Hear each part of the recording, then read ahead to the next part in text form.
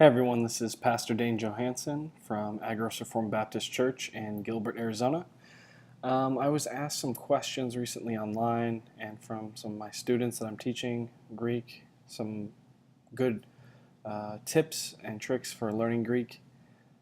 So I did want to address some of those. I'm in the middle of writing either one large article or a series of articles for our blog on this very subject that will have resource lists and footnotes, citations, etc. But I did just want to give a quick response to those questions that I was asked, and I've kind of compiled a little list of talking points. First of all, I think the question you need to ask if you're going to learn, this will deal specifically with Koine Greek or Koine Greek or Biblical Greek or New Testament Greek. However, it can really do with any form of ancient Greek or even modern Greek or any language learning methods, especially one that you're going to be mostly reading. I know some people have to learn, especially in seminary, German or Dutch or French or Latin to be able to read and engage with certain theologians, certain texts, certain articles, things like that. So any language you're going to be doing extensive reading in, these methods will apply. So I think the first thing you need to establish is why are you learning this language? Why are you learning Greek? Why are you learning Hebrew? Why are you learning Latin? Any of these dead languages? The question should be answered in such a way that gives you a goal. For me, I want to be able to read my Greek New Testament like I do my English Bible. I want to be able to understand the language that God chose to reveal His will, His Son Jesus Christ to us through. So that's my main goal, and be able to explain the Scriptures, understand the Scriptures as a pastor to my congregation. That doesn't mean obviously translating Greek for them all the time, but it does mean that I can work from the text that I've been given by God to teach and preach and proclaim His Son Jesus. So that's my goal. And you kind of have to establish as well what level your goal is at. Is your goal to be able to use tools? Is your goal to be able to just make sure you're doing good exegesis, to know how to do word studies? Because that's a whole other can of worms. Usually just avoid doing word studies like the plague. A lot of bad theology comes out of doing word studies. But there is a time and place for those, and if you understand enough about Greek to use the tools and resources for word studies, and just kind of how the language works and how foreign languages work. I know a lot of us in America, sadly, are monolingual. We only speak one language. We're born into English and never learn any other language. Maybe study something in high school or middle school, but it doesn't really continue on past that. So your goal needs to be realistic for yourself, as insofar as the things you want to accomplish. Do you want to be able to read Homer? Do you want to be able to consult the commentaries that are out there for Homer, for maybe some of the classics like Thucydides, Plato, Aristotle, the commentaries on the New Testament? Do you want to make sure you can understand those resources and tools?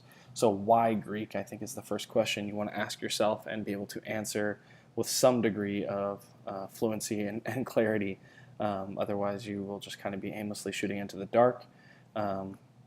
And remember, a way to stay motivated is that learning any language is hard, especially Biblical Greek, especially Biblical Hebrew, especially any ancient language that you're not going to be able to just, have the satisfaction of walking out the front door and communicating with someone. It's a slow process, and it takes a lot of discipline and hard work. Even if you go in seminary, even if you take it in Bible college, you're going to need to do way, way more than they teach you to gain any kind of competency in the language, any kind of fluency in the language. You're going to have to go over and above outside of what they give you. At the end of a first year Greek course, you will have learned, if you're using Mounce or pretty much any of the main Koine, New Testament, Biblical Greek grammars for introductory students, you will have learned about 310 words, which will make up roughly 83% of anything you see on a page of the New Testament. However, when you actually get, that sounds like a lot. That sounds like it's a big achievement.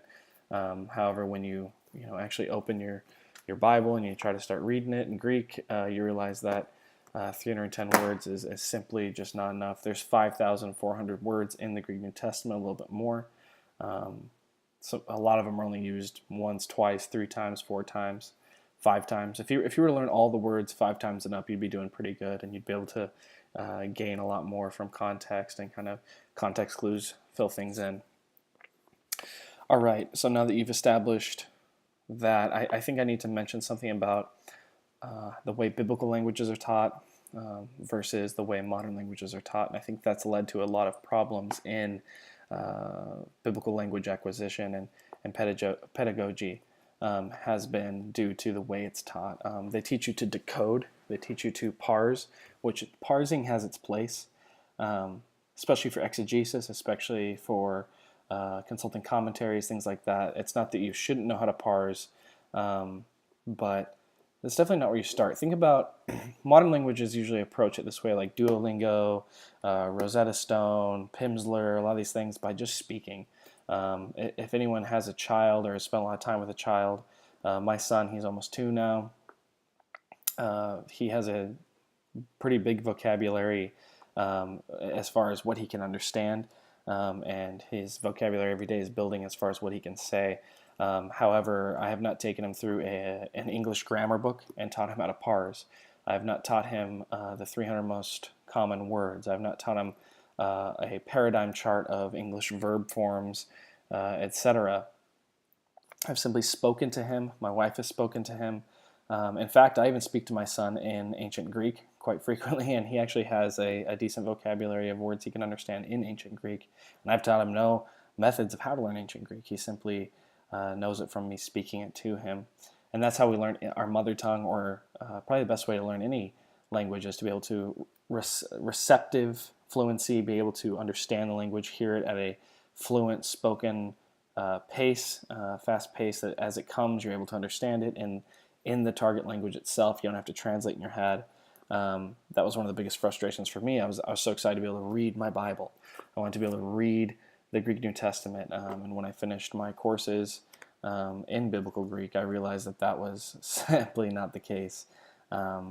Now that could have been my ignorance going into it, but I've seen this be the situation that a lot of seminary students, biblical or Bible college students, come out of these courses being taught Biblical Greek or taught Biblical Hebrew, and they really have no idea how to understand the language, and even say they had 1,000-word vocabulary. That's pretty decent, especially for that standard.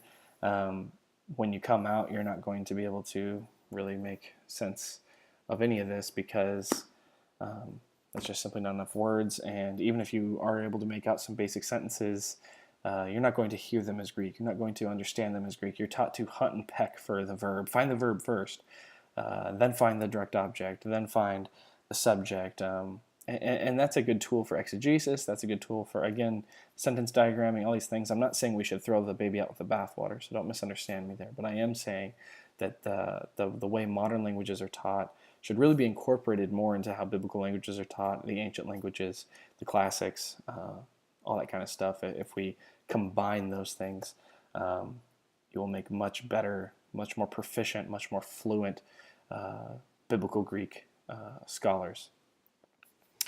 Now, I advocate taking a holistic approach, meaning when staying motivated and approaching a language that it's difficult, it's going to take time, it's going to take hard work. One way I've found is if you're just slugging through a grammar day after day, some people can do that and they eat it up, and that's great, doing exercises and things like that. However, I think it's best to incorporate that with other things, and maybe for a few weeks you're really focusing on just working through a grammar like Mounce or Machen or David Allen Black or Croy, whatever it may be. You work through that for a few weeks, just doing all the exercises, redoing exercises, and we'll get talking about that a little bit, redoing exercises, rereading things, because it solidifies it. Again, any language is taught by rote memorization. It's taught by rote repetition, and not that the kid's sitting down and going, trying to memorize them in the flashcard, but I have to tell my son over and over and over and over and over and over and over again before he finally knows a word or a phrase or a sentence and understands what I'm meaning. And no one ever taught him the definition because he had no definition to go off of. So in a holistic system, I would say, slug away at grammar for a little bit, do paradigms, do vocabulary, all the things that teaches you to do, and really do them, and just like they tell you to do them. And then if you're not combining that with something else at the same time, like reading in your text every day, I would switch to something else. So, that's what I've done over the past few years is, since I've been learning Greek and Hebrew and Latin is, I work through some text, some grammar, some exercises, things like that. And then to keep myself fresh, I'll spend the next couple weeks just reading a text and working through a text and rereading it over and over. Then I'll maybe move to composition and working through writing something or translating something, and then listening and all these different exercises. You can combine them all at once, or you can switch from thing to thing. Whatever keeps you motivated, whatever keeps you doing it, as long as you're in the language, the target language every day. 30 minutes a day will keep what you've already learned and add a little bit each day. But if you could do an hour, 2 hours a day for the first year or so that you're working on this, you'll make huge progress, way more than you thought you would. But make sure you're using that hour or that half hour, that 45 minutes well, and intentionally trying to grow that knowledge base that you have, increase your fluency, things like that. So I did want to go through a few things. I'm already going longer than I thought I was going to go, but it's just how these things go sometimes. Pronunciation. Pronunciation is a huge taboo thing. I have learned and used Erasmian, what they teach you in seminary. Say you were to get Mounce out of your, off a bookshelf and start reading it. The way he would teach you is, like for the words, the word the would be ha, he, ta, and the masculine, feminine, and neuter forms. That standard way that most seminaries, most Bible colleges, most universities teach ancient Greek will be that. I think there's a lot of issues there. I know that it has some benefits, such as being able to tell the difference between we and you plural. We would be hemes, and you plural would be humes. Whereas in modern Greek it's emis. So I see that there's some benefits there. However, I think the clumsiness of that pronunciation method, the difficulty of learning so many different sounds, and the lack of audio resources. I know there's a few good ones. There's a few people reading the Bible. John Schwant has a great one that you can download on Logos, or I think buy the CD of listening to him read the entire New Testament, the UBS 4th edition corrected from or with an Erasmian pronunciation. So there are things out there, but it's definitely not as much. But if you learn that, that's fine. If that's something you want to stick with, I would advocate, and in my series of articles, I will advocate as to why I think you should use modern Greek. One of the main benefits being that there's tons of resources, also that you can be understood by modern Greek speakers, and if you learned some modern Greek as well, at least how to communicate yasas, things like that, adiosas, signomi, kyrie, excuse me, sir, things like that, katalaveneta aglika, do you understand English, do you speak English, those are useful things. And if you want to take it all the way and learn modern Greek, fluently to be able to speak with modern Greek people, you can not only conversate with them, but you can share the gospel with them, you can minister with them, you can pray with them. So, that's a definite benefit. There's one in the middle that was developed by Randall Booth of the Biblical Language Institute. It's pretty good. It's almost completely like modern, except for a couple of vowels. There's a couple of vowel differences and a couple of diphthong differences, but other than that, it's pretty similar. I've learned and used, like I said, all three methods, pronunciation methods extensively. I used modern exclusively for 2 years and then switched to Erasmian, back to Erasmian for 4. I learned with Erasmian, then went to the Randall Booth method for about a year, and then modern for 2 years, and then back to Erasmian for 3 or 4 years. And just as of recently, within the last 6 months, I've changed, switched back to using modern as I am teaching the people in my church, the congregants in my church, and members of my church, and whoever else is interested. Biblical Greek, I've been using the modern. So I think the most important thing to say about pronunciation methodology, pronunciation systems is whichever one you're going to use, stick with it, and say it out loud. Make sure you know it, you can hear it, you can understand it. I think you can make any of these big three work. I don't think you necessarily there's arguments can be made for each one of them as to why it's the best one to use, etc. But and I think I can make a good case for why modern is the best one. There's obviously the least sounds. It sounds the most fluent. It's easiest to read quick, easiest to speak quick, and easy to understand. However, whichever one you're going to use, stick with it, and you should be fine. You don't have to necessarily switch over to any one of these three. Extensive reading. I want to talk about extensive reading. I think it's an extremely important thing. No matter what level you're at, read. If you can sound out the letters, once you get the alphabet down, the diphthongs down, things like that, read. Be in the text. I remember it's slow going and it's kind of disheartening at first, but when I first learned Greek, I just sat there with John 1:1 open. I was only halfway through my Greek course, and I just sounded it out, man. I just, over and over and over again, and the Erasmian NRK ein halagos, kai halagos ein prostantheon, kai theos ein halagos, just over and over and over again, translating the words, parsing the words, listening to other people online do it as much as you can. It was slow going, but I did it. So I would say if you're at, you've finished probably about half a year or a year's worth of an intro to Greek, or some of the other materials I'm going to show, if you've worked through about half of those, just start reading. Listen, and then always read out loud, no matter what exercise you guys are doing. This is huge. People forget this. Even though my goal is just to read. Well, you want the voice in your head to be correct. You want to be able to read with fluency, and the only way you can do that is if you know the sounds, no problem. The best way to do that is to always read out loud, whether it's the exercises in your textbook, whether it's the text itself. Always, always, always read out loud. Even if you're just handwriting vocabulary, always out loud. Say it out loud a couple times. That's huge. Rereading. So say you're at an intermediate level, or even just an intermediate beginner's level or a middle beginner's level. I don't know how you would say that, but reread. Reread. Reread. Reread. Read it, the same passage again and again. Right now, as I'm going through the Gospel of Mark, I'm working through a chapter, doing a bunch of annotations and different things I need to do, interlinearing things if I need to, and then I read the chapter again that I just worked through, and I read the previous days as well. So like this morning, I'm in Mark chapter 6, Kephalion X, and I reread chapter 5. And so I solidified all the vocabulary that I had been working on in chapter 5, and then I worked my way through 6. So I will tomorrow be working my way through 7 and rereading 5 and 6. Reread things, even if it's the exercises in your textbook or the things that you've translated from your textbook that you know are correct. Reread them. Read them and then reread them and then reread them.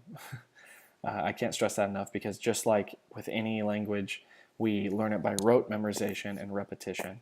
So just read it until you can hear it and understand it in Greek. You can say it and understand it in Greek. You're not translating in your head.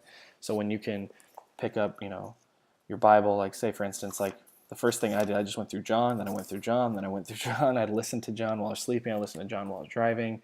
I listened to John while I was doing chores, and even just one chapter at a time, over and over and over again. I used to do this, and now most of the book of John I can cruise through and not even think of it in English. I'm not thinking English any of the time. I'm hearing it as Greek as I'm saying it out loud. I'm reading it as Greek as I see it on the page, and I'm taking Greek as it comes. I'm not looking for the verb or anything like that. Memorizing scripture will help with that a lot as well. Another thing you can do is listen while you read. So I do that a lot. The other day I listened to 1st and 2nd and 3rd John. just only had a couple minutes to do so. I listened to 2nd and 3rd John. There's a bunch of good audio things. I'll link some stuff below of people reading in modern and people reading in other pronunciation methods. But I listen to a native Greek speaker just reading the Greek New Testament, and I read along. So say I'm in, we got here, say Apocalypse. So there's 3rd John. So as I read 1st John there, or 3rd John, I listen to it, and I'm just reading along. I'm following along, maybe with my finger, maybe just looking at the page, but I just listen. I don't try to repeat anything. I don't try to translate, even if there's words I don't know, especially at the speed that a modern Greek speaker is going. Sometimes there's stuff I obviously don't catch, but it doesn't matter. Just hear it, just like you would any other language in a modern language pedagogy system. You would just listen and hear things, and there'd be things you miss, but you pick up on them after a while, and obviously you go back through and do that. And sometimes, like I said, with Mark, like I'm going through Mark, sometimes I'll just listen to things I've already read, and that just solidifies the vocabulary, that solidifies the idioms, that solidifies the syntax for me without me really having to do much work. So read extensively, read out loud. One thing you can do is if you have, whether you're using a TR like I am and advocate for, or using a critical text like the UBS 5 or the UBS 4, NA27, NA28, whatever it may be, Tyndale House, find a translation that is accurate to those texts, whether it's for me, King James or New King James or MEV, whatever it may be. Try to find one that's as literal as possible. So maybe if you're using a critical text like the UBS 5 or NA28, you could get a NASB audio Bible or an ESV audio Bible and actually listen to the Bible in English while reading along in Greek. That's a really good skill that helps you. It's kind of like somebody's translating for you as you go. Obviously, it's going to be the word order is going to be different, stuff like that. But it's actually really helpful. Also, you can listen to Greek while reading along in that translation, and it's kind of like the backwards way of doing it. So, if you can hear the same text in English and in Greek, go back and forth. It's a really good way to doing it. Okay, so I'm going to say a cuss word right now for you guys who are in seminary. Interlinears. I highly advocate for interlinears. Not as a crutch. A lot of people say, it's a crutch, you'll just end up always looking at English. That's not true. Use any tool used correctly is a good tool. Interlinears have their place. In fact, I'm reading through this right now. This is Xenophon. It's the whole Anabasis, and it's got the Greek with a literal interlinear translation.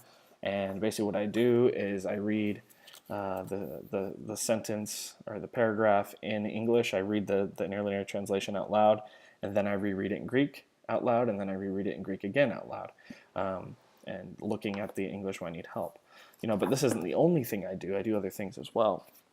Now, when I'm going through, this kind of goes hand in hand with annotating. I highly advocate annotating your text. So here's John 6 for me. This is what my page looks like right now. If you can see that, you've got different words that sometimes I'll even write words I already know under certain words, but I do that so that I can just kind of read with more facility, more fluency, and I always do it in pencil so I can erase a word if I feel like I know it and it's kind of distracting to me. I'll erase it, but a lot of times I just leave them in there. Like I went through Titus. Where's Titus? I went through Titus. Titus has a lot of words that were completely unfamiliar to me at the time, and so I just left them there. A lot of the words have faded, honestly, from my hands being on it and everything, but you just learn to ignore them. They don't have to be there. You can also erase them if you use a pencil. Another good method I've found, you need a little bit more facility in Greek to be able to do this, but I don't know if you guys can see that in the margins. I actually have, for words, instead of trying to use English, I'm explaining the words in Greek. So, in verse 32, verse 33 of chapter 6, it says, "Que idon naftus, ipagondas iokli," and he saw them, or they saw the going ones of the crowd going in the participle form, but aftus there was kind of obscure in a way, and so in the margin right there I wrote aftus isin Isus ke imathite aftu. So aftus I put in quotes. So them, this plural pronoun, is referring back to Jesus ke imathite aftu, to Jesus and his disciples. So you can do stuff like that. Basically, just anything that's going to get you in the language, anything that's going to help you. But kind of what I was talking about with the interlinears is I'll use an interlinear to help me, so I'm not looking upwards all the time. I'll just keep it open next to me as I'm reading through Mark or whatever I'm reading through that I'm trying to like work through daily. I did that with Matthew. I actually used this book for Matthew. I used an interlinear. I used one of these exegetical Greek guides, which walks you through grammar, syntax, vocabulary, everything. These are really, really nice. Baylor has some Greek handbooks as well, but I highly recommend B&H Exegetical Guide to the Greek New Testament. They have quite a few of the New Testament books done already and are still coming out with more. So I read this thing cover to cover, and it was really nice to read along with Matthew. A lot of helpful stuff. But anyway, annotate, making your own interlinears where you need them. Go back and erase them after you've reread the chapter a few times and got the vocabulary in your head, and you won't have to worry about translating anymore. Copy the New Testament. You can literally hand copy the New Testament. Where is it? Mine's upstairs or something.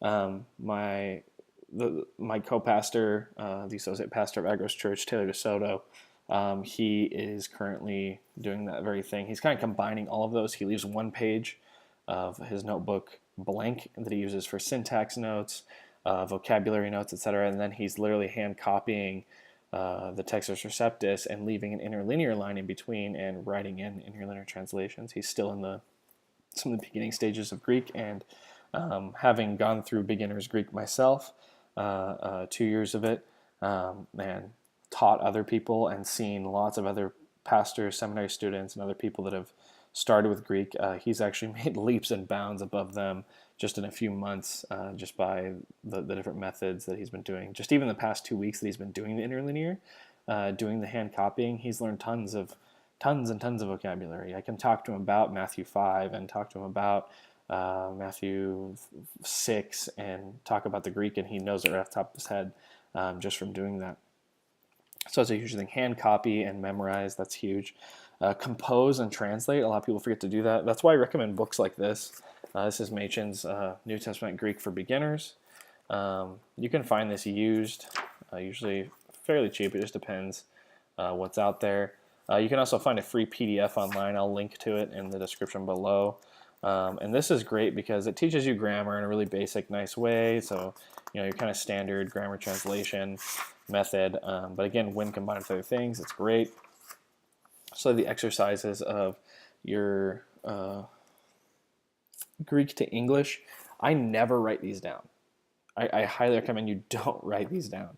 So a lot of people want to take the Greek and write out, unless your professor makes you or something, but do it out loud. So just go through it out loud, and don't worry about writing it down. So that way you can get to the English to Greek, which actually makes you produce the Greek yourself.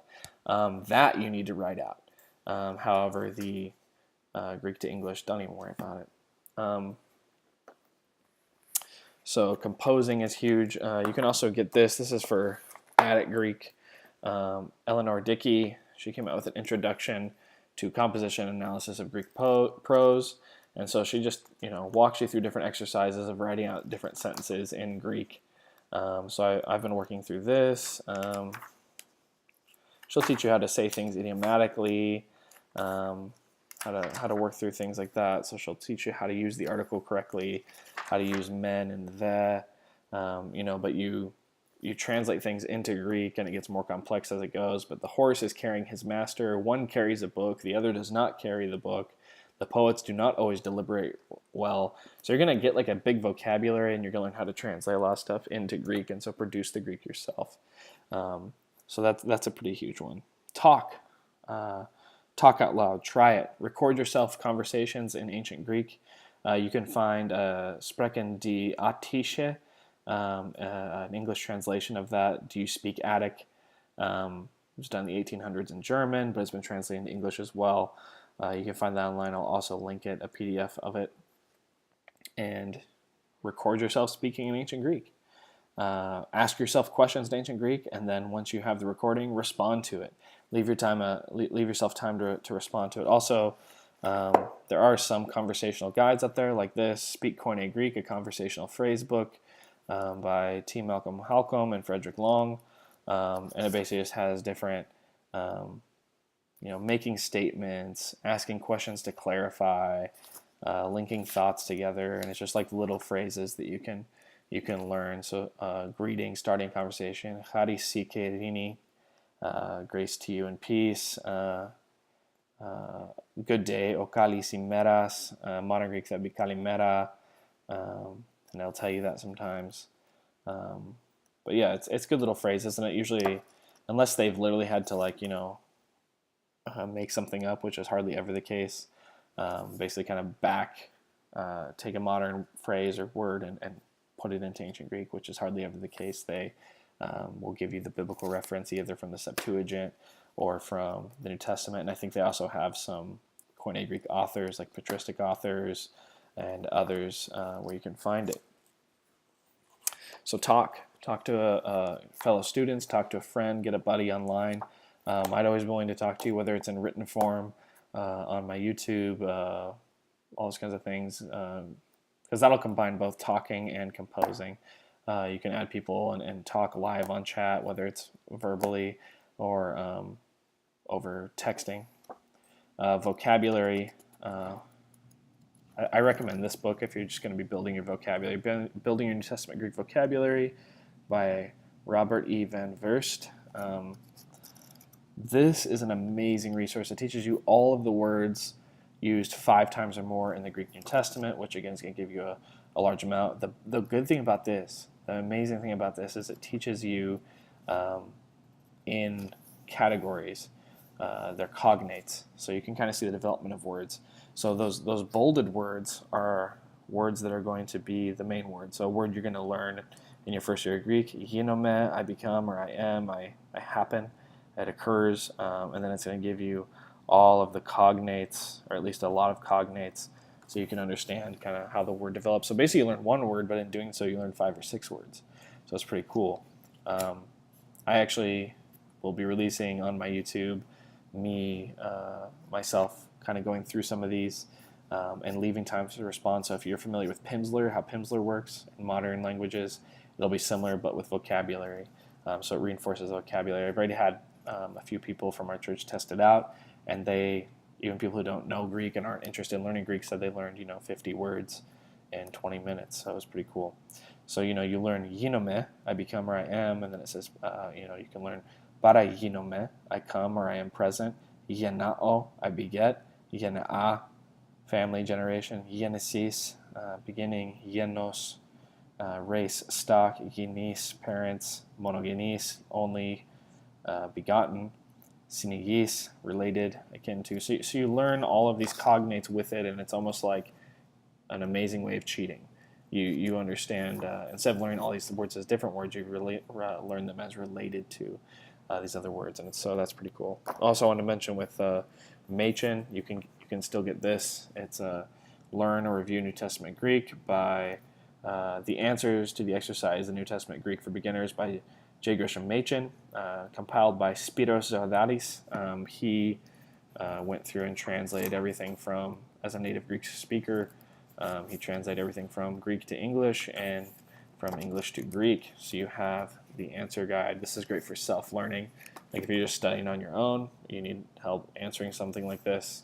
That's great. Also, I'm going to be having videos going through live on the fly. I already have one up on Machen. What else do we have? Vocabulary. Okay, so also with a holistic approach to Greek, let me just recommend two books that I think you should start with.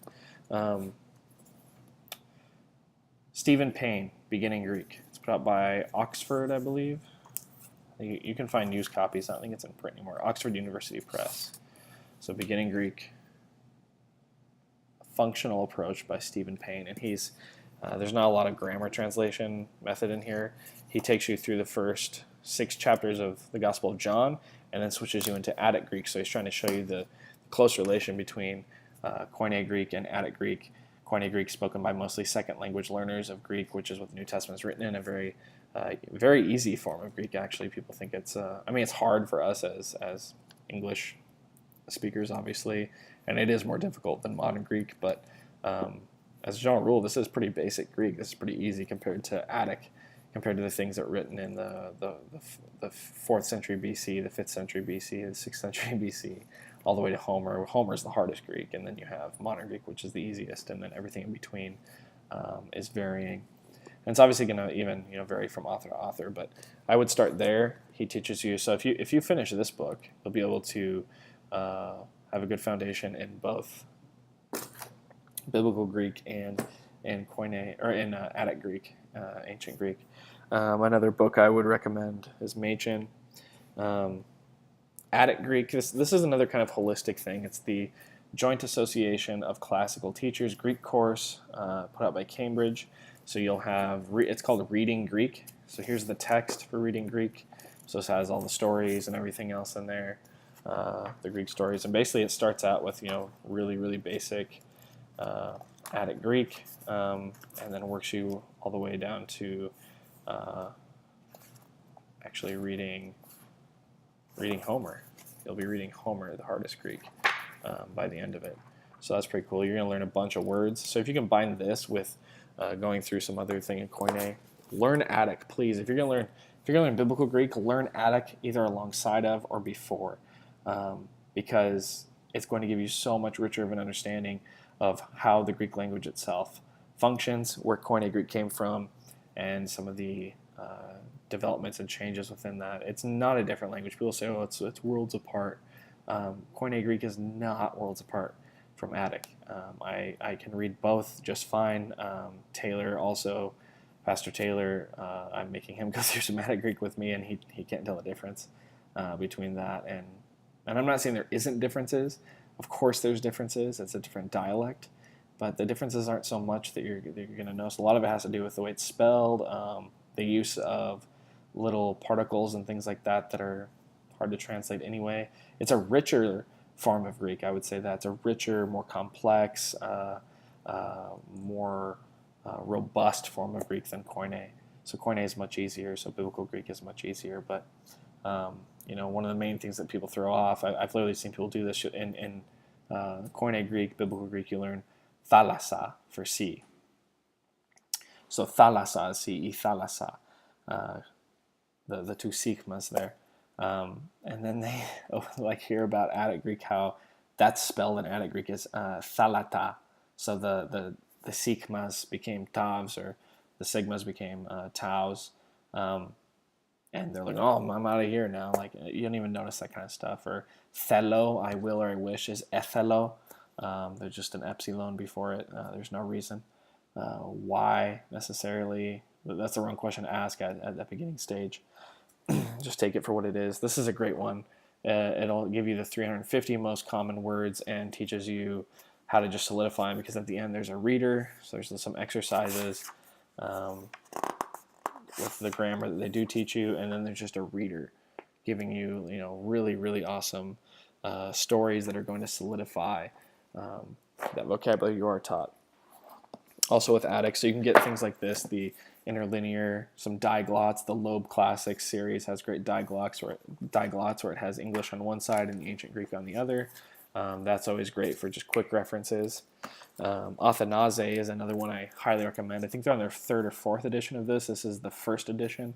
I actually prefer the 1st edition most, and it tells you a story and teaches you Greek through telling stories, and it also gives you background information, cultural information, so you kind of understand how these words came to be. But it starts out really easy. It's about a Greek farmer, a Yargos, whose name is Dikaiopoulos, and he does all sorts of stuff, and it follows and traces his family kind of like Lingua Latina. But unfortunately, although there is something in the works that I've been looking at and has to be a part of, there is something in the works like Lingua Latina. If you're familiar with this from learning Latin, if you ever are going to learn Latin, Lingua Latina is the way to go. So Lingua Latina per se illustrata pares unus familia romana. Lingua Latina, the Latin language, per se illustrata, explained by itself or illustrated by itself. So in this book, Hans Orberg was a Danish guy.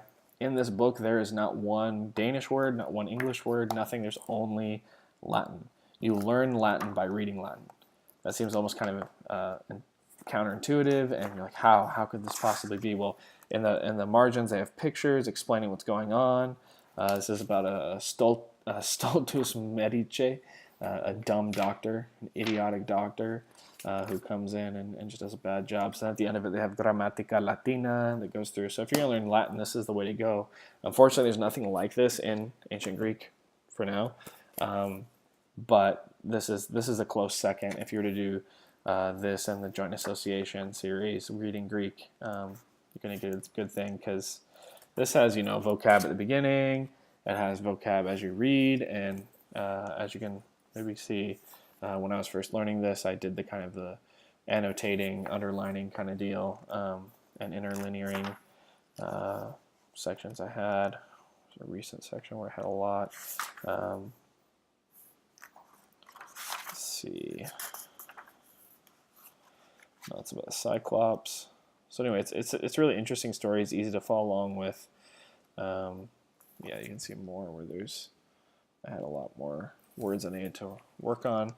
But it's about similar as you're going to get to that, where it's just a total immersive thing. So you have Dicapolis, Athenaeus, Decapolis is Athenian, Iki Dicapolis, and Ukintes Athenes, Atlantis Agris. However, Decapolis does not live in Athens, but in the fields.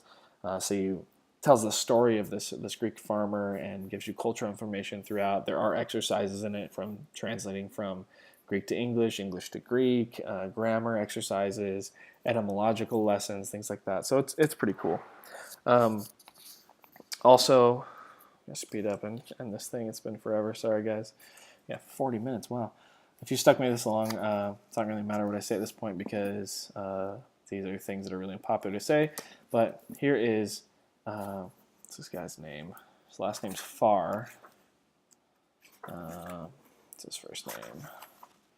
Clyde Farr, Homeric Greek, a book for beginners by Clyde Farr, where he teaches you the oldest Western literature that we have is Homer, the Iliad, and the Odyssey. Great, interesting stories that have impacted modern culture, modern Western culture heavily. And so by the end of this, you're reading through sections of the Iliad. It teaches you how to do the hexameter. Where is it? I think it's not even until lesson. Jeez, is it clear into 12 and 13? Yeah, it's not until lesson 13 that you even are reading the Iliad, but they give you a good basis before that. And what's interesting is you see this is the hardest form of Greek we have, and this is the least like modern and the least like Koine Greek. However, you pick out tons of, the syntax is way different, things like that, but you pick out tons of vocabulary. You see where it came from, is the point. But it does teach you the meter, which I'm still learning. So you have mi, ni, nai, thea, pili, yadeo, achilio. So you learn how to chant the the text itself. So that's pretty cool. I'm still, I've got that one down, that first line. However, the rest I'm still working on. So combine that with your studies at some point, if you wanted to really get a holistic view of Greek. Also, you can buy something like this, Conversational Greek in 7 Days from Modern Greek. You also have Duolingo. These are things that are just going to be extra fun if you wanted to add in there. So the more Greek you have going in, the better, even if it's a different dialect, which Modern Greek is a different dialect, Homeric Greek is a different dialect. But Clyde Farr lies out here in the back, saying this about the transition from Homeric Greek to Attic Greek. This is on page 200. Introduction to Attic Greek dialects. The Greek language is divided into a number of dialects, the most important groups of which were the Aeolic, Ionic and Ionic, Attic, and Doric. Very closely related to Ionic is Attic, and both are usually grouped together as Ionic Attic. In the great mass of their forms, they are fundamentally alike and differ only in minor details. The Homeric poems are composed on what is known as a Homeric dialect, a mixture of Aeolic and Ionic, the bulk of the forms being Ionic.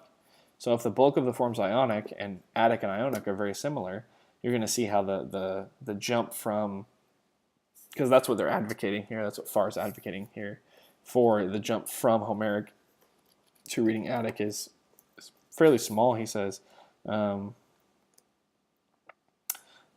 Where does he say? Hence, one of the most important things for the student to do in passing from Homeric to Attic Greek is to memorize thoroughly the table of contractions. That's one of the things he says is the most important. And this guy is a great scholar. And then in Beginning Greek by Stephen Payne, he lays out how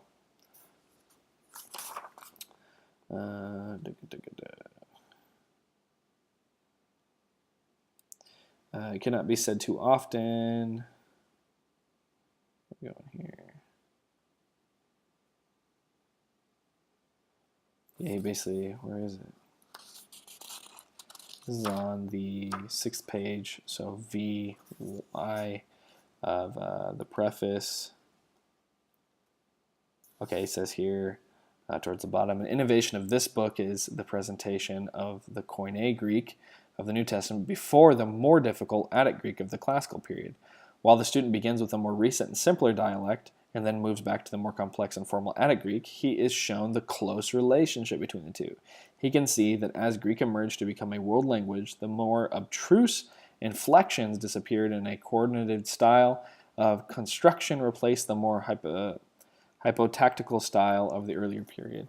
So he demonstrates over and over and over throughout this, as does Farr, that the jump from Homeric Greek to Attic Greek is pretty easy, and the jump from Attic Greek to Koine Greek is pretty easy, and the jump from Koine to modern Greek is even easier. So you see the consistency of the Greek language. It's amazing. Another reason to use modern.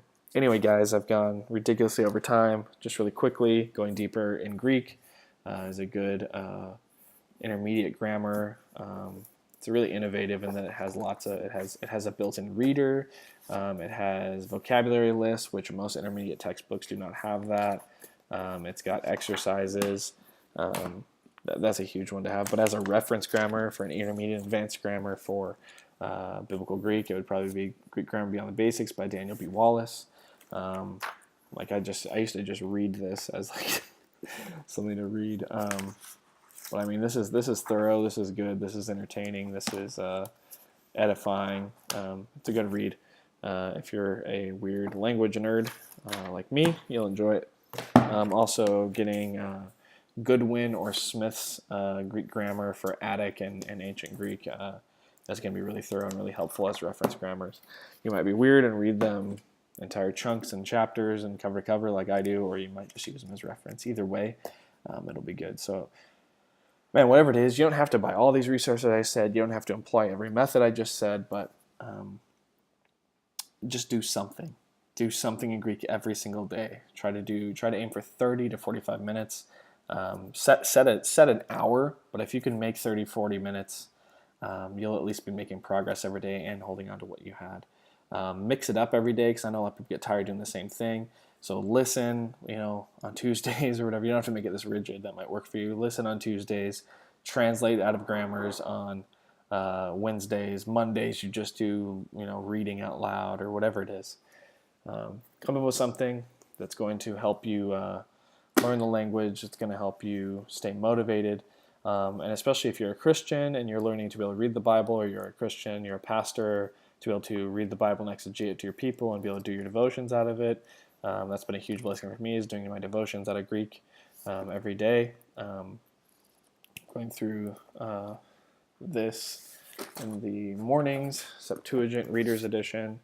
So I'm reading through the Torah right now in Greek, and then I'm reading through New Testament books in the New Testament. Just pretty much leaving English out of it right now, and just